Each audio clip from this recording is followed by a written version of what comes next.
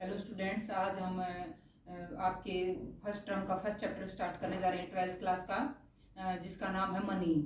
तो मनी की हमें क्यों ज़रूरत पड़ी, उससे पहले कि हाँ हमें उससे थोड़े से ओल्डन टाइम्स के बारे में बात करनी पड़ेगी। उसके थोड़े से पीछे के टाइम में हम जाकर देखते हैं कि हमें मनी की ज़रूरत क्यों पड़ी। और जब लोगों के पास मनी नहीं था, जब लोग मनी को नहीं जानते थे, तो वो कैसे अपनी आवश्यकताओं को पूरा करते थे, कैसे वो एक दूसरे से सामान लेते थे या परचेज करते थे। जो सेल्स और परचेज का काम है वो कैसे करते थे। तो उसके लिए हम उसके पीछे के सिस्टम के बारे में देखते हैं। तो उस समय एक जब मनी के बारे में लोग नहीं जानते थे तो एक सिस्टम था barter system, barter system of exchange. Barter system of exchange को हिंदी में हम वस्तु विनिमय प्रणाली भी बोल सकते हैं। तो उस टाइम पर लोग क्या करते थे, it is a system in which goods are exchange for goods, यानी उस टाइम पे वस्तुओं को वस्तुओं से ही एक्सचेंज किया जाता था। अगर मान लीजिए एक फार्मर है, उसने वीट का प्रोडक्शन किया, अब उसको जितने वीट की आवश्यकता है आप पूरे साल के खाने के लिए, उतना वो वीट अपना रख लेगा। और उसके बाद उसके पास जो अनाज बचेगा उससे वो अपनी दूसरी जरूरतें पूरे करता था। जैसे कि कोई शू मेकर है, उससे वो उसको अनाज की जरूरत है तो वो फार्मर से अनाज ले लेता, और फार्मर को अगर शूज की जरूरत पड़ती तो वो उसको बदले में अनाज दे देता और उससे जूते खरीद लेता। तो ऐसे वस्तुओं को वस्तुओं से एक्सचेंज किया जाता था। तो उसको क्या बोलते थे, बार्टर सिस्टम ऑफ एक्सचेंज बोलते थे। फिर अब ऐसा क्या हुआ कि बार्टर सिस्टम से लोगों की जो वांट्स है वो क्यों कंप्लीट नहीं हो पा रही थी। तो उसके बारे में हम इसके ड्रॉबैक्स देखते हैं। तो ये एक सीसी इकोनॉमी भी थी। सी स्टैंड फॉर कमोडिटी, यानी कमोडिटी फॉर कमोडिटी एक्सचेंज चलता था, तो उसको हम बोलते थे सीसी इकोनॉमी। फिर है drawbacks of the barter system. तो बार्टर सिस्टम के क्या ड्रॉबैक्स थे, उसकी क्या कमियां थी, उसके बारे में हम पता करेंगे कि हमें क्यों पैसे की जरूरत पड़ी। तो first of double coincidence of wants. तो सबसे पहले अब अगर किसी को वस्तु से वस्तु को एक्सचेंज करना है तो उसके लिए उसको ये देखना पड़ेगा कि डबल कोइंसिडेंस होना चाहिए। कि अगर एक मान लीजिए फार्मर को अब जूते की जरूरत है और जो जूता बनाने वाला है उसको वीट की जरूरत है, तो ही वो एक्सचेंज कर पाएंगे। अब मान लीजिए ये ए फार्मर है और ये बी है, ये शू मेकर है। अब इसके पास वीट है, लेकिन इसने पहले किसी को शूज दिया और उससे इसने वीट ले लिया। अब इसको वीट की कोई आवश्यकता नहीं। अब इसको मान लीजिए बर्तन खरीदने हैं, तो ये किसी पोर्टर के पास जाएगा। अब पोर्टर को शूज की जरूरत नहीं है, इसको शूज की जरूरत है, लेकिन इसको वीट की जरूरत नहीं है। तो अब ये इससे कैसे एक्सचेंज कर पाएगा।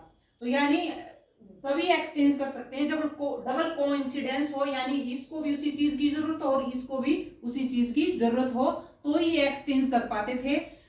अन्यथा ये एक्सचेंज नहीं कर पाते थे। इसलिए इनको किसी एक ऐसे चीज की जरूरत पड़ी कि जिससे कि ये अपनी जो भी इनकी जो इच्छाएं हैं, जो जरूरतें हैं, वो पूरी कर सके। कोई ऐसी चीज होनी चाहिए। तो वो सब किसने पूरा किया, मनी ने किया। फिर नेक्स्ट है लैक ऑफ कॉमन यूनिट। अब लैक ऑफ कॉमन यूनिट क्या था कि अब मान लीजिए यू हैव अ कार, तो आप अपने कार की वैल्यू कैसे बताएंगे। आप ये तो नहीं बोल सकते my car is equal to 10 horses या 40 काउज। अब जैसे मनी आने के बाद आप ये बता सकते हो कि जो मेरी कार है उसकी कीमत 5 लाख है, 5 लाख या 10 लाख, आप ऐसा बता सकते हैं। लेकिन पूरा ओल्डन टाइम्स में आप कैसे बताओगे, क्या 10 हॉर्सेस के अकॉर्डिंग बताओगे, या इक्वल टू 40 काउज, या इक्वल टू इतने क्विंटल व्हीट, कैसे बताओगे। तो उसके लिए हमें किसकी जरूरत पड़ी, एक कॉमन यूनिट की जरूरत पड़ी, जिससे कि हम अपनी कोई भी हमारे पास जो कमोडिटी है उसका हम प्राइस रख सकें और ये पता कर सकें कि हमारी जो वस्तु है उसका मूल्य क्या है। फिर है डिफिकल्टी ऑफ फ्यूचर पेमेंट्स। तो वाटर सिस्टम से फ्यूचर पेमेंट करने में भी काफी डिफिकल्टीज आती थी। अब मान लीजिए आपने किसी को काम पे रखा है, आप वर्किंग है, आपको फुल डे किसी को अपने घर के काम करने के लिए रखने की जरूरत है, तो उसके साथ आप कोई कॉन्ट्रैक्ट नहीं कर सकते। क्या आप उसको बदले में आप ये बताओगे कि आप पूरा दिन काम करो, हाँ मैं आपको 10 टेबल दूंगा, उसके बदले में मैं आपको 2 kg वेजिटेबल्स दे दूंगा, या ऐसे मतलब चीजें बहुत सारी।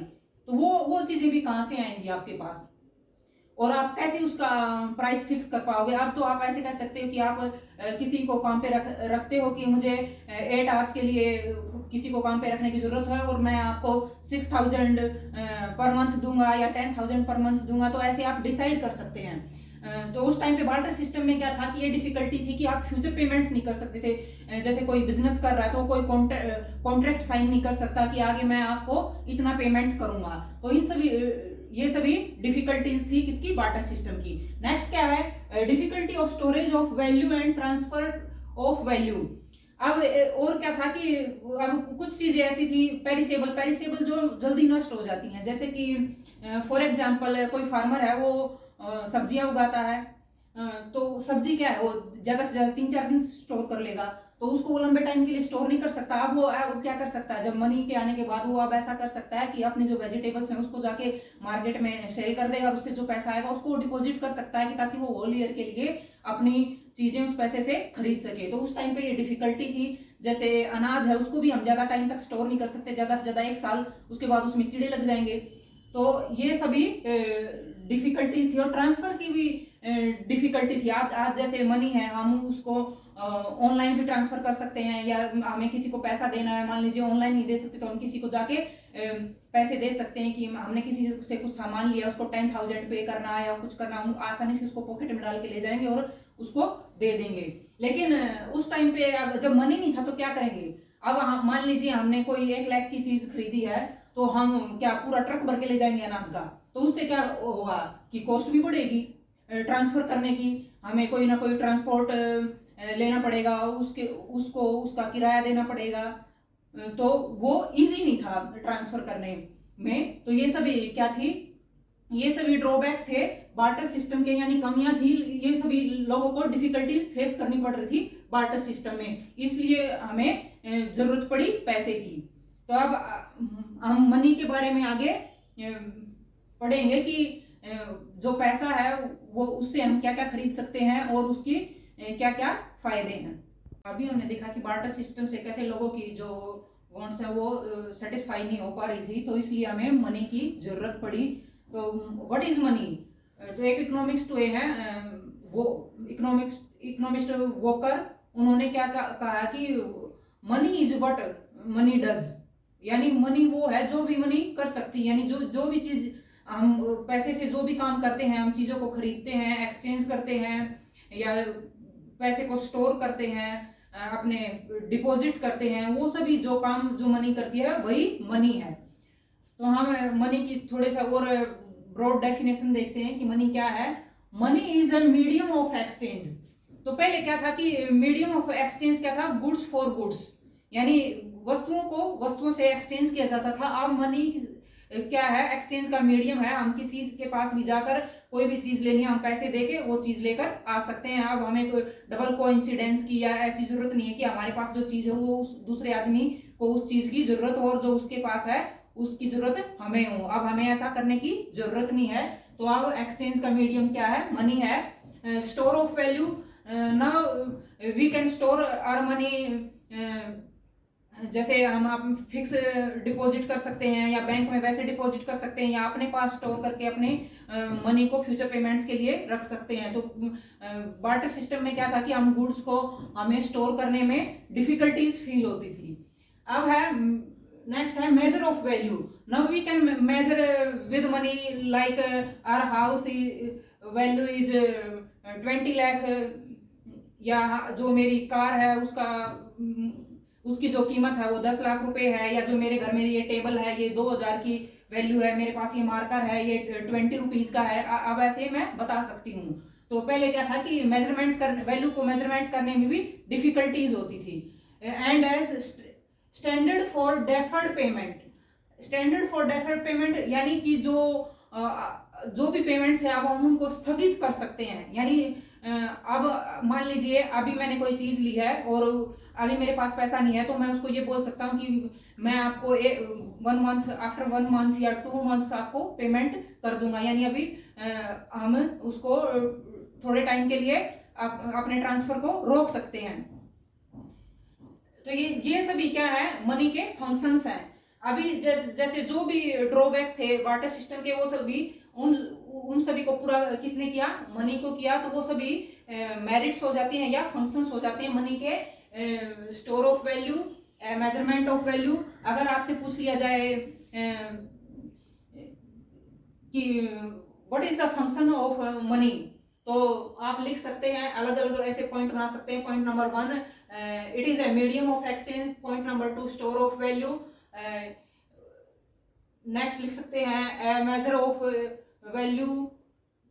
फिर एक पॉइंट आप बना सकते हैं स्टैंडर्ड फॉर डेफर्ड पेमेंट्स। फिर आप इनको एक्सप्लेन कर सकते हैं। तो वो क्या होंगे, मनी के फंक्शंस होंगे। फिर नेक्स्ट है फॉर्म्स ऑफ मनी।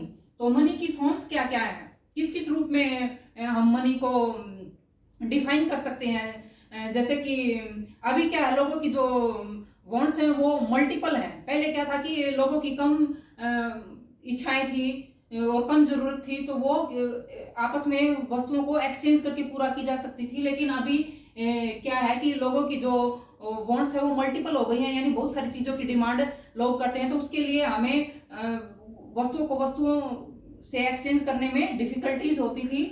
तो अब मनी की क्या क्या फॉर्म है। मनी जैसे कि हम देखते हैं कि कॉइन्स के रूप में भी हमारे पास पैसा है, कागज के रूप में है, और जैसे कि आजकल ई मनी भी है। जैसे हम पेटीएम कर देते हैं, किसी को पैसा ट्रांसफर करना तो ऑनलाइन ट्रांसफर कर सकते हैं। तो ये सभी क्या है, जैसे क्रेडिट कार्ड है, ये सभी क्या है, मनी की फॉर्म है कैसे न कैसे, कि इनको हम ट्रांसफर के लिए यूज कर सकते हैं। तो फर्स्ट है फिएट मनी। फिएट मनी क्या है, जो भी गवर्नमेंट के द्वारा या किसी अथॉरिटी के द्वारा जो लीगली लागू की जाती है, यानी एक लीगल टेंडर है जिसको लोगों को स्वीकार करना पड़ता है, एक्सेप्ट करना पड़ता है। People are legally bound of accepted, यानी अब लोगों को ये स्वीकार करनी पड़ती है। यानी अब मैंने वैसे तो एक जैसे कि 10 रुपीज का नोट है, वो खाली एक पेपर है, लेकिन वो गवर्नमेंट ने उसको अथॉरिटी दे रखी है, उसको लीगल बना रखा है। तो अब मैं किसी के पास भी 10 रुपए की चीज लेने जाऊंगी, मैं उसको 10 रुपए दूंगी, तो उसको वो एक्सेप्ट करना पड़ेगा। तो वो क्या है, फिएट मनी है, यानी जो एक लीगल टेंडर है। फिर है फिड्यूशियरी, जो मनी जो है वो लोग उसको एक्सेप्ट करेंगे मनी की फॉर्म के रूप में। जैसे कि चेक है, अगर हम किसी को कोई चेक दे रहे हैं 10,000 का, 20,000 का, तो वो क्या होगा, वो फिड्यूशियरी मनी में आएगा, यानी उसको लोग लीगली एक्सेप्ट कर सकते हैं। फिर है full bodied money. Full bodied money क्या है, full bodied money value is equal to commodity value. यानी जो अगर कोई कॉइन है, तो जैसे कि सिल्वर कॉइन ओल्डन टाइम्स में, जैसे ब्रिटिश टाइम में उन्होंने जैसे सिल्वर के कॉइन्स लाए थे, तो वो जो सिल्वर का एक कॉइन है उसकी वैल्यू उसके इक्वल है। यानी एक जो चांदी का रुपया है उसकी वैल्यू, उस चांदी की उतनी कीमत है जितने का वो है, उस जैसे जितना उस रुपए का वेट है। तो वो क्या होगा, फुल बॉडीड मनी होगा। यानी कोई भी मेटल है, उसकी जिसका वो कॉइन है, तो उसकी कीमत, उस मेटल की कीमत और उस पैसे की कीमत दोनों की इक्वल है, तो उसको क्या बोलेंगे, फुल बॉडीड मनी बोलेंगे। फिर credit money. Credit money, money value is greater than the commodity value. जैसे आज हमारे पास जो कॉइन्स हैं, यानी जैसे 1 रुपए का सिक्का है या 10 रुपीज का जो कॉइन है, उसकी वैल्यू उससे उसकी जो मेटल हमने 10 रुपए के सिक्के में लगाई गई है, उससे उसकी ज्यादा वैल्यू है। नहीं तो हम लोगों का जो माइंड है वो इतना ज्यादा चलता है कि वो पहले अगर उसकी मेटल की वैल्यू उससे ज्यादा होगी तो उस मेटल को, पहले सिक्के को मेल्ट कर लेंगे, पिघला लेंगे, और फिर जाके उसको जैसे सुनार को या उसको दे देंगे, और बाद में उस पैसे से चीजें खरीदेंगे अगर उसकी मेटल की वैल्यू से ज्यादा हो। लेकिन अब जो सिक्के हैं उनकी उसमें जो मेटल लगा हुआ है उसकी कीमत कम है, और वैसे उस सिक्के की कीमत ज्यादा है। तो अब जो हम पैसा यूज करते हैं वो क्रेडिट मनी है। हमें मनी फंक्शंस के बारे में देखा, अब आगे हम देखते हैं सप्लाई ऑफ मनी क्या है। सप्लाई ऑफ मनी क्या है, it is a stock concept, यानी अभी मेरे पास जो पैसा है, जो स्टॉक जमा है, उसको क्या बोलेंगे हम, सप्लाई ऑफ मनी बोलेंगे। It is a total stock of money held by the people of a country at a point of time, यानी एक समय पर लोगों, एक देश के लोगों के पास जो पैसा है वो क्या है, उसको हम सप्लाई ऑफ मनी कहेंगे। यानी अब मेरे पास मान लीजिए 1 लाख रुपीज है, तो वो क्या है, वो मेरी मुद्रा की पूर्ति है, यानी सप्लाई ऑफ मनी है, जो कि मेरे पास अभी जमा है, स्टॉक है वो मेरे पास। फिर है supply of money includes only that stock of money which is held by those who demand money, not to those who supply money. अब ये क्या है कि जो मनी सप्लाई हम किसको बोलेंगे, जो उस टाइम पे लोगों के पास जमा है, किन लोगों के पास, जो डिमांड करते हैं, यानी एक कंट्री के जो पीपल हैं उनके पास जो पैसा जमा है, जैसे कि हम बैंक में अपने डिमांड डिपॉजिट करते हैं, तो वो सभी क्या है, वो स्टॉक ऑफ मनी है। लेकिन जो पैसा बैंकिंग सिस्टम के पास है या सरकार के पास है, उसको हम सप्लाई ऑफ मनी नहीं कह सकते, because they are money supplier, वो पैसा जारी करने वाले लोग हैं, यानी सरकार पैसा जारी करती है, बैंकिंग सिस्टम पैसा जारी करता है, उसको हम सप्लाई ऑफ मनी नहीं कह सकते। जो लोगों के पास है उसको हम सप्लाई ऑफ मनी कह सकते हैं। Why, because they are supplier and producer. जो मनी है, करेंसी है, उसको प्रोड्यूस भी कौन करता है, गवर्नमेंट करती है, बैंकिंग सिस्टम करता है, आरबीआई करता है, तो उसको हम सप्लाई ऑफ मनी नहीं कह सकते। फिर है मेजरमेंट ऑफ मनी सप्लाई। अब हम मनी सप्लाई को कैसे मेजरमेंट करेंगे, जो मनी है उसकी मेजरमेंट की 4 फॉर्म है, M1, M2, M3 और M4। अब M1 क्या है, M1 में कौन कौन सी मनी आती है, जितनी भी हमारे पास जो करेंसी है, नोट्स हैं, वो किस में आएंगे, M1 में आएंगे। डिमांड डिपॉजिट, जो भी हमने अपने बैंक में पैसा जमा कर रखा है, जितनी भी हमारे डिमांड डिपॉजिट है, प्लस वो, एंड प्लस ओडी। ओडी मतलब अदर डिपॉजिट। अदर डिपॉजिट में क्या आएगा, जो पैसा जैसे कि आरबीआई क्या करता है कि सरकार का जो पैसा, जैसे कुछ इंटरनेशनल जो इंस्टीट्यूशन है, जैसे कि IMF है, गवर्नमेंट क्या है कि जो अदर जो इंटरनेशनल फाइनेंशियल इंस्टीट्यूट हैं, उनसे भी कुछ पैसा लेती है, उनके पास भी अपने कुछ डिमांड डिपॉजिट रखती है, जैसे वर्ल्ड बैंक है, IMF है, नाबार्ड है। नाबार्ड क्या है, जो कृषि के लिए लोगों को लोन देता है, नाबार्ड बैंक एग्रीकल्चर के लिए है। तो उन सब के पास जो अदर डिपॉजिट्स हैं वो भी किसमें शामिल होंगे, M1 में। कौन कौन से, करेंसी, डिमांड डिपॉजिट और अदर डिपॉजिट, ये सभी मिलकर क्या बनाएंगे, M1 बनाएंगे। फिर नेक्स्ट है M2। M2 में क्या होगा कि जो भी M1 में है, यानी करेंसी है, डिमांड डिपॉजिट और अदर डिपॉजिट, वो सभी M2 में शामिल होंगे। उसके अलावा और क्या होगा, saving deposit with the post office saving, यानी पोस्ट ऑफिस में जो हम पैसा जमा कर देते हैं वो भी इसमें इंक्लूड होगा। M1 प्लस पोस्ट ऑफिस की जितनी भी डिपॉजिट है वो सभी मिलके क्या बनाएंगी, M2 बनाएंगी। फिर नेक्स्ट है M3। M3 में क्या होगा कि M1 यानी C plus DD plus OD and plus TD। TD क्या है, टाइम डिपॉजिट। टाइम डिपॉजिट कौन सी होती है, हमारे जो फिक्स डिपॉजिट है, जैसे 5 साल के लिए हमने कुछ पैसा डिपॉजिट कर दिया, वो सभी किस में आएंगे, वो टाइम डिपॉजिट में आएंगे। तो M1 प्लस टाइम डिपॉजिट वो क्या होगा, M3 होगा। फिर है M4। M4 में क्या होगा, जो M3 में जो भी चीजें शामिल थी वो plus total post office deposit, यानी इन M3 के अलावा जो पोस्ट ऑफिस की डिपॉजिट है वो सभी मिलके क्या बनाएंगी, वो M4 बनाएंगी। तो जो M1 है और जो M2 है उसको हम नैरो और मनी सप्लाई बोलते हैं, यानी ये नैरो कंडीशन है। और जो ब्रॉडेस्ट है, ब्रॉडर है, वो कौन है, वो ब्रॉडर में कौन आते हैं, M3 और M4 आते हैं। लेकिन लिक्विडिटी हम ज्यादा किसको मानते हैं, लिक्विडिटी सबसे ज्यादा M1 में होती है, क्योंकि इसको हम इजीली करेंसी में इसको कन्वर्ट कर सकते हैं, यानी जो भी हमारे डिमांड डिपॉजिट है, जो भी हमने पैसा बैंक में जमा कर रखा है और कोई है, उसको हम निकलवाएंगे तो हमें कैश मिलेगा, यानी इसको हम इजीली कैश में कन्वर्ट कर सकते हैं। और जो हमारी जैसे कि M4 है, M4 को हम इजीली इसमें कैश में कन्वर्ट नहीं कर सकते, इसलिए इसको ज्यादा लिक्विड नहीं मानते। ज्यादा लिक्विडिटी किसमें है, M1 में है। और मनी सप्लाई के लिए सबसे ज्यादा यूज किया जाता है, सबसे ज्यादा M3 को यूज किया जाता है मनी सप्लाई के लिए। जैसे कि हमें मनी सप्लाई देखना है कि हमारे जो कंट्री है उसमें मनी सप्लाई कितना है, तो उसके मेजरमेंट के लिए किसको यूज करेंगे, हम M3 को यूज करेंगे। तो ये था आपका मनी का टॉपिक। आपके का जो सिलेबस है क्लास 12 का, उसमें खाली M1 के बारे में एक्सप्लेन कर रखा है। ये जस्ट आपको समझाने के लिए था, आपको ये लर्न करने की जरूरत नहीं है, लेकिन आप समझ सकते हैं। आपकी बेटर अंडरस्टैंडिंग के लिए मैंने M2, M3 और M4 को एक्सप्लेन किया, ताकि आप इन सब में डिफरेंस समझ सकें कि M1, M3, M2, M3 और M4 क्या है। ये सभी मिलके क्या बनाते हैं, मनी सप्लाई बनाते हैं। आई होप आपको मनी वाला चैप्टर समझ आया होगा। इससे नेक्स्ट चैप्टर हमारा बैंकिंग का रहेगा, वो हम नेक्स्ट वीडियो में करेंगे। Thank you. और मेरी वीडियो को लाइक करना, अगर आपने अभी तक मेरे चैनल को सब्सक्राइब नहीं किया तो सब्सक्राइब करना और शेयर करना मत भूलना। Thank you.